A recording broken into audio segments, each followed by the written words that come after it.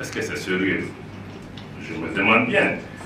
Mais donc des accusations aussi graves qui sont de nature surtout à opposer et à déstabiliser les communautés et l'État malien. Je ne sais pas si c'est ça l'objectif recherché de ce rapport. Mais je pourrais aussi comprendre la réaction de beaucoup d'entre vous, hein, qui sont les champions sur les questions de droits de l'homme, de se dire que oui, mais pourquoi le Mali refute en bloc ce rapport? Je vais revenir pour vous dire plus ou moins pourquoi. Mais je voulais aussi vous rappeler qu'il n'y a pas longtemps, un État membre du Conseil de sécurité des Nations Unies que je ne veux pas citer, que vous connaissez tous ici, a fait l'objet de ce type d'accusation dans un rapport de la Partagez. pour avoir tué des civils dans une localité malienne et avec des éléments qui sont avérés. On connaît le traitement de ce dossier. Qu'est-ce qu'il en a été fait? Je vous laisse... en tout cas, c'est un traitement différent de toute la campagne qui est aujourd'hui mobilisée contre le Mali. Donc pour nous, nous mettons en cause la crédibilité de ce rapport, qui est d'abord écrit par un individu que nous avons expulsé de notre pays pour des activités subversives. Quel crédit nous allons donner à un tel rapport? Ensuite, pour ce qui concerne la division des droits de l'homme des Nations Unies, de la MINUSMA ici, je pense que parce que tous ceux qui se sont précipités à applaudir ce rapport doivent d'abord chercher à comprendre qui est dans cette division. Ils sont de quelle nationalité? Quel est leur parcours? Et qui les a amenés ici? Quel est le pays qui contrôle cette institution? Ensuite, l'autre question par rapport à la crédibilité de ce rapport, vous avez lu ou entendu récemment le président de l'association malienne de défense des droits de l'homme, M. Mokhtar Mariko, qui a indiqué très clairement, publiquement, la vidéo existe, que ce rapport du Haut Commissariat des droits de l'homme n'est qu'un plagiat du rapport de la Fédération internationale des ligues de droits de l'homme que l'AMDH a contesté ici, parce que le dit rapport ne répondait ni aux normes internationales de rédaction de ce type de rapport, ni aux normes d'indépendance, ni aux normes de professionnalisme. C'est juste du copier-coller par rapport à ça. Premier élément.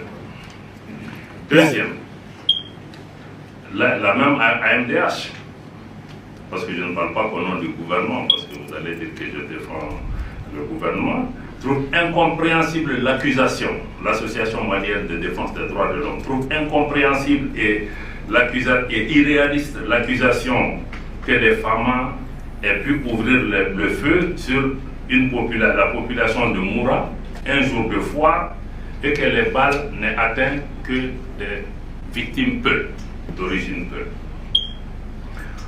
Un jour de foire, ça veut dire que toute la population, diverses ethnies confondues, étaient au marché.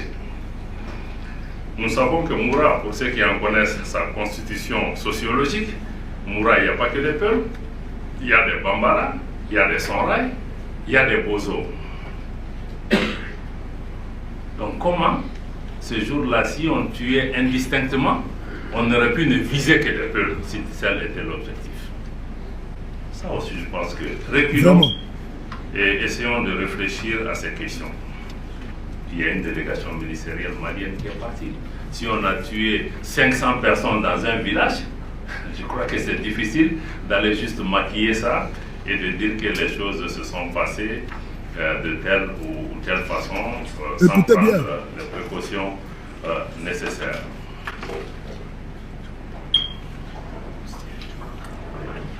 Maintenant, je vais aussi revenir, j'étais en train de faire les commentaires, je vais revenir au fait sur ce qui s'est passé ce jour en Moura, du point de vue du gouvernement, en attendant les conclusions des enquêtes qui sont en cours.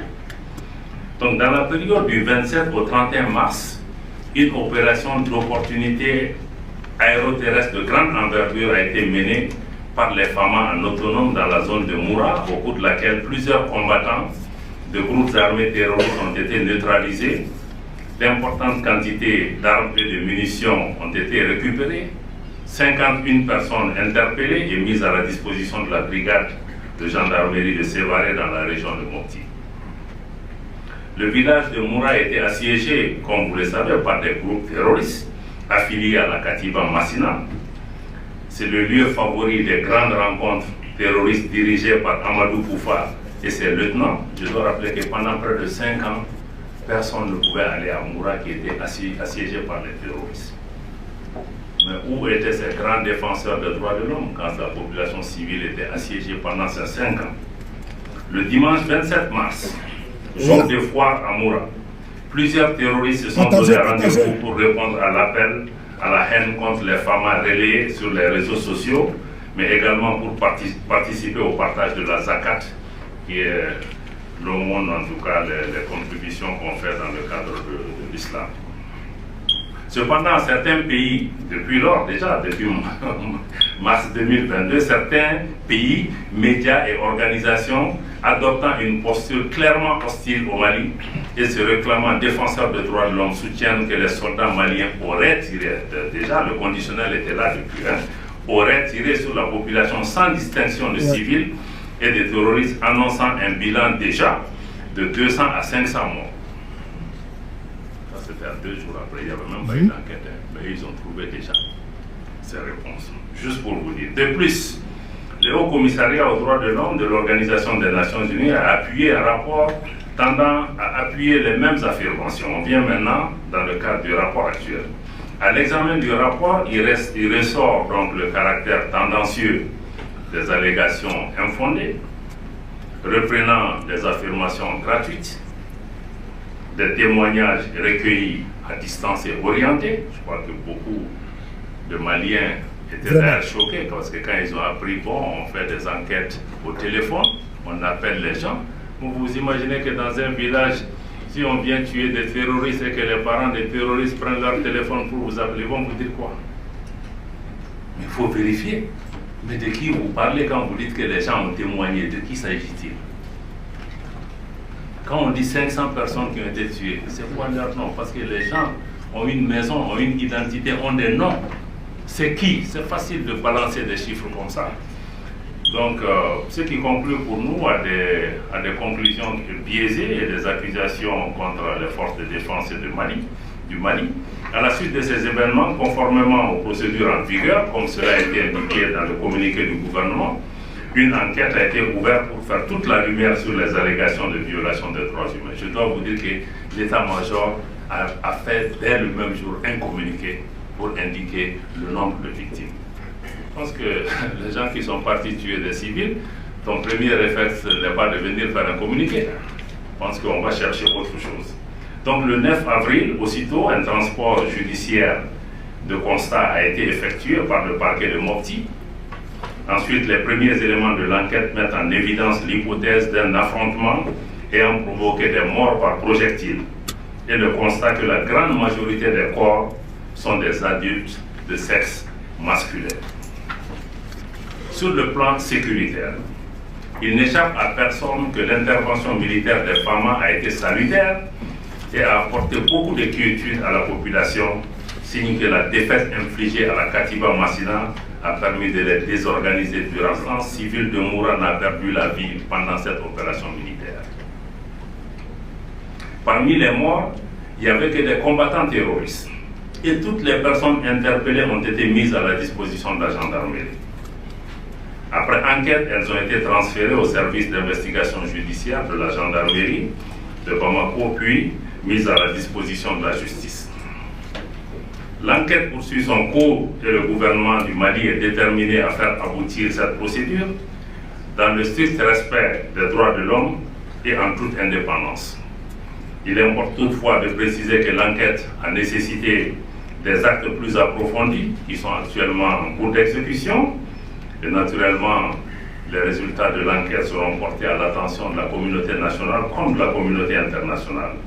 Les délais nécessaires à la manifestation de la vérité doivent être respectés pour d'une part préserver l'enquête des influences et manipulations médiatiques et d'autre part donner le temps aux enquêteurs indépendants de mener leur analyse et de formuler des conclusions selon un rythme approprié.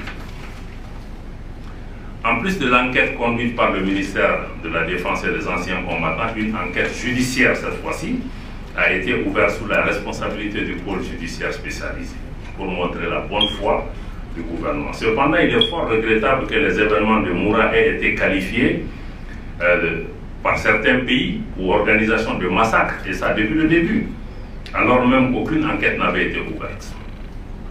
L'utilisation d'un tel vocable ne laisse aucun doute quant à la volonté de ces pays de tirer des conclusions hâtives de nature à influencer la manifestation de la vérité.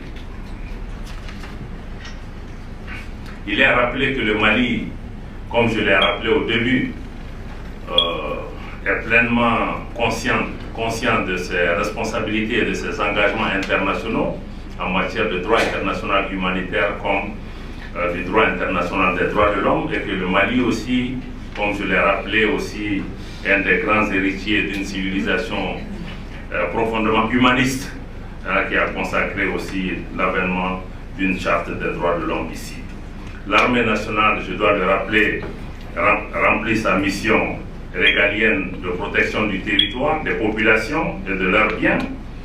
Elle s'est lancée dans un puissant processus, dans un profond processus de transformation pour être plus professionnelle, plus outillée et plus proche des populations.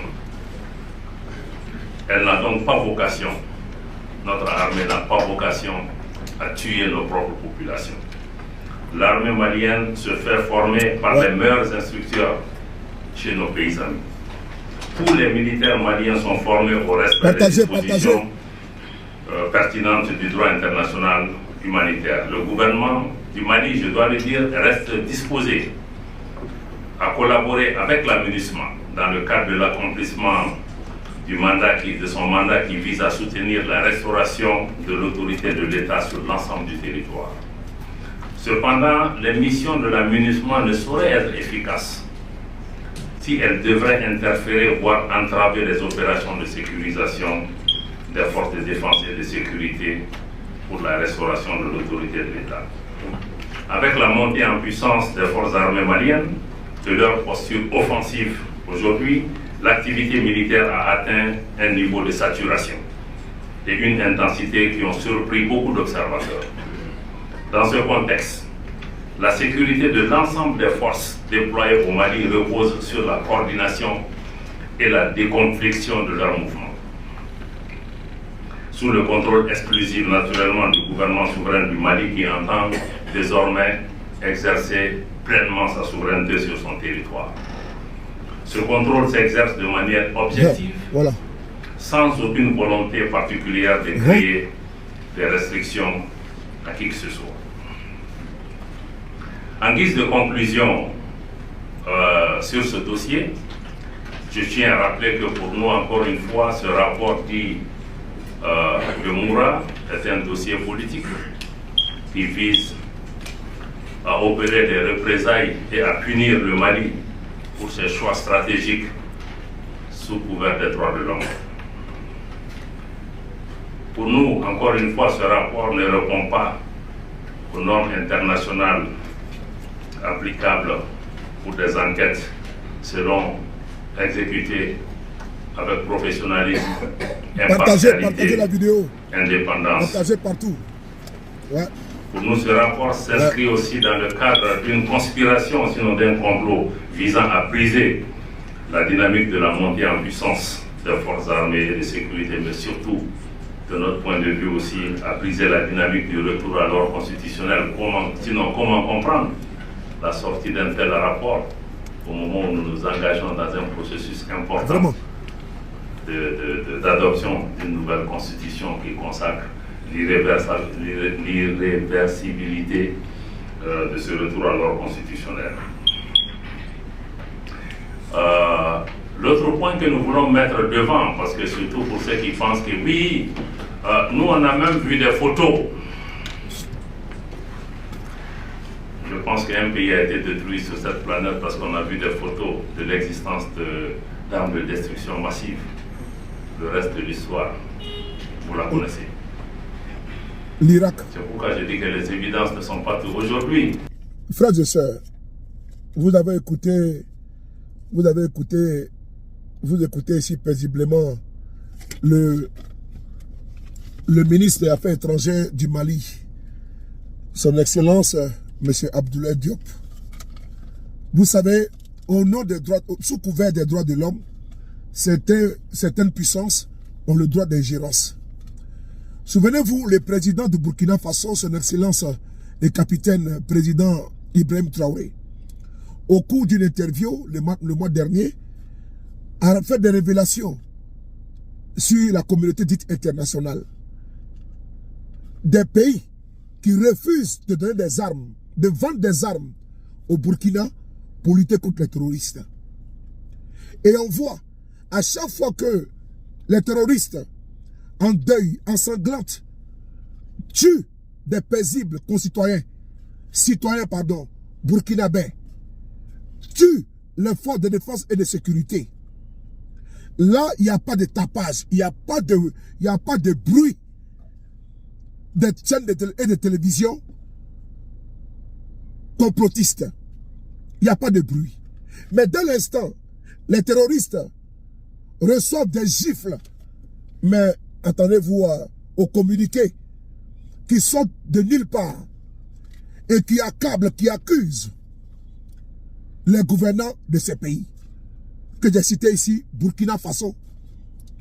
Et sous couvert des droits de l'homme, nous allons aujourd'hui à Moura. Moura qui était une ville assiégée par des barbus, les coupaient de bras et de tête. Moura qui était une ville assiégée par des hommes sans foi ni loi, se réclamant d'un Dieu inexistant. C'est fou de Satan, de démons, décide de faire la pluie et le beau temps. Il tue, il pille.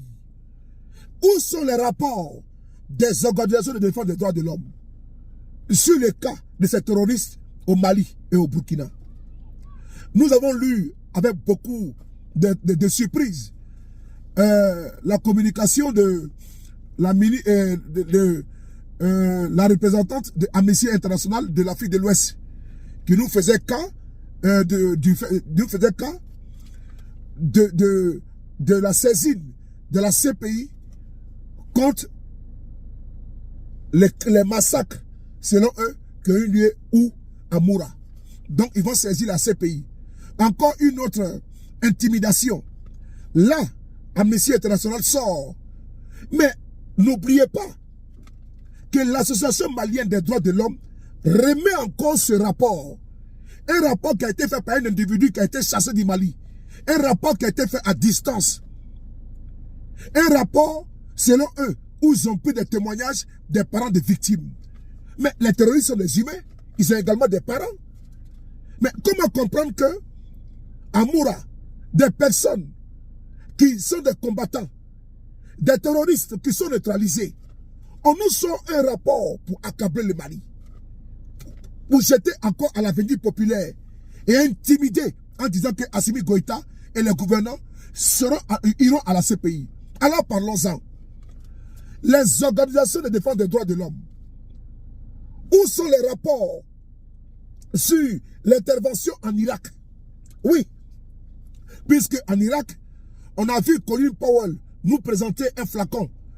On a vu l'intervention qui a fait des milliers de morts en Irak. Mais les rapports sont où? Est-ce que les Américains, en l'occurrence George Bush, qui a déclenché la guerre en Irak, est-ce qu'il est inquiété par la CPI? Non. Est-ce que l'intervention avait lieu d'être? Non. Est-ce que les armes chimiques ont été trouvées? Non. C'était une fausse information. C'était du mensonge afin de pouvoir, dans le sein des saints, c'est-à-dire au cœur de l'ONU, c'est là-bas qu'ils nous ont présenté un petit flacon, mais qui a fait des milliers de victimes en Irak. Qui est parti à la CPI? Non. Saddam Hussein a été capturé, il a été pendu. Voici les faits d'armes. Mieux, allons-y en Libye. En Libye, l'intervention là-bas, en Libye, où sont les rapports des organisations de défense des droits de l'homme en Libye? Actuellement, la Libye n'est pas en paix. Hein? Oui, la Libye n'est pas en paix. Oui, je reprends. La Libye n'est pas en paix. Mais les massacres qui se passent en Libye, là, où sont les rapports? Il n'y en a pas. Allons-y tout près là-bas. Allons-y au Tchad. L'année passée, l'année dernière, le Idriss, comment dirais-je, Kaka Mamad Déby Itno, le fils de Déby Itno qui a pris le pouvoir après la mort de son père. Mais ce jeune homme a massacré plus de 200 civils au Tchad. Mais où est les rapports d'Amnesty International? Pourquoi la CPI n'a pas été saisie? Mais par contre, le Mali se bat contre des terroristes. Que des chaînes de télévision internationales donnent la parole en exclusivité. Quel paradoxe! Quel paradoxe! On donne la parole à des terroristes. Moi, je suis en France, un exemple. Il y a des indépendantistes qui revendiquaient quelque chose là-bas en Corse, qui voulaient être indépendants. Ils ont même assassiné un préfet, le préfet Erignac, paix à son âme. Colonna a été arrêté, a été mis en prison et complice. Est-ce que la France peut accepter que des terroristes aillent se baser, comment dirais-je, en Corse, et menacent l'intégrité territoriale et physique des Français en Corse? Ils n'accepteront pas. Est-ce que la France pouvait accepter que ces criminels, ces barbares, ces assassins qui ont assassiné ici à Paris, en France, au Bataclan, nous avons tous dit non à cette boucherie? Est-ce que nous pouvons accepter et admettre que Charlie Hebdo ou des fous, des malades sont venus assassiner des pauvres journalistes, des terroristes? Est-ce que l'on doit négocier avec ces gens? Je ne pense pas. Là où vous n'avez pas accepté de négocier avec des terroristes, vous ne pouvez pas accepter d'imposer un calendrier au Mali. Nous sommes désolés. Nous sommes désolés. C'est tellement flagrant, c'est tellement factuel, c'est tellement visuel, c'est tellement évident qu'il y a un acharnement contre le Mali. Personne ne peut avaler ces rapports. Puisque, souvenez-vous, au cours d'un mariage, l'armée française a tué des civils. Il y a eu un rapport qui a été fait. Mais qui a été traduit en justice? Personne. Mieux, on y va en Côte d'Ivoire en 2004. Devant l'hôtel Ivoire, des Ivoiriens ont été massacrés. Mais qui a été poursuivi? Personne. Alors, il faut arrêter de donner des leçons de démocratie aux autres. Il faut arrêter l'ingérence. La nouvelle génération n'acceptera pas. Qu'elle se trouve à Paris, qu'elle se trouve à Washington, qu'elle se trouve en Angleterre, qu'elle se trouve au Canada, qu'elle se trouve en Côte d'Ivoire, partout sur la planète. La nouvelle génération est une génération connectée. Ce qui se passe à Paris aujourd'hui, l'on est au courant à la seconde à New York. La génération de maintenant ne peut pas être bernée, ou bien trompée, ou bien manipulée, sauf si elle le souhaite. Mais dans ce monde aujourd'hui, avec des blocs qui s'entrechoquent, mais ces blocs aujourd'hui, quand nous vendons les BRICS, mais les BRICS aujourd'hui, c'est pratiquement plus de 3 milliards d'habitants qui regroupent la Chine, l'Inde, l'Afrique du Sud, la Russie et j'en passe. Les G7, c'est 700 millions d'habitants. Et donc, les G7 ne peuvent pas tenir. On a vu en Syrie, Bachar el-Assad, il a massacré plus de 500 000 personnes. Bachar el-Assad, le boucher de la Syrie, là, il a massacré plus de 500 000 personnes. Il est où? Il a utilisé du gaz contre son peuple. Mais il a été reçu hier, avant-hier, avec tapis rouge. Où ça? En Arabie Saoudite. Ses frères arabes ont envoyé un message fort pour dire, vous n'avez pas vu tomber Bachar el-Assad et vous ne pouvez absolument rien.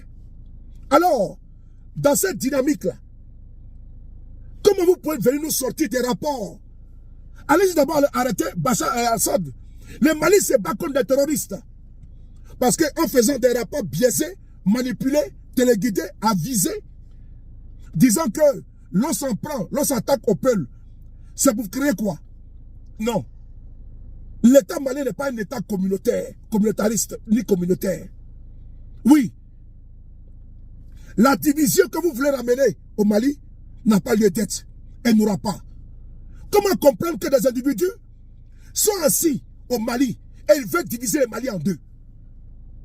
Comment comprendre que des terroristes veulent faire du Mali leur sanctuaire? Comment comprendre que des terroristes veulent faire du Burkina leur sanctuaire? Et l'on vient donner des leçons aux dirigeants qui combattent ces terroristes-là.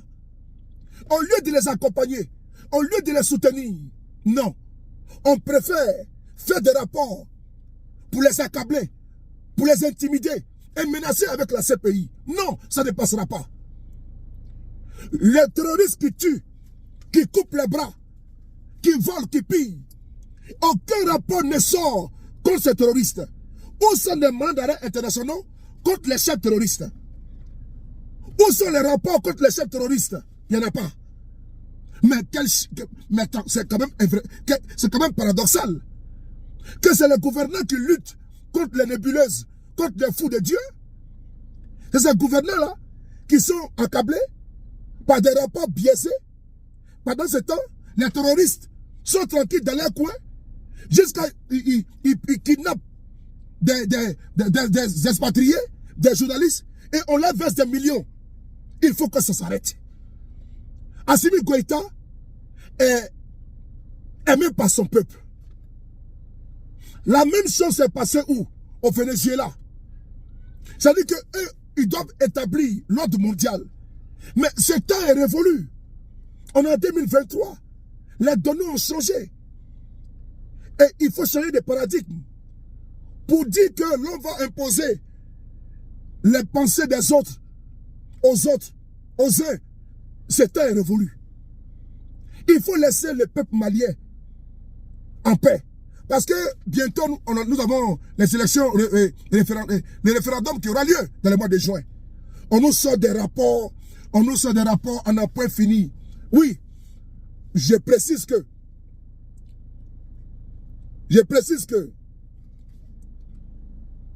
l'association malienne des droits de l'homme remet en cause ces rapports. Un rapport biaisé, un rapport tronqué, un rapport manipulé.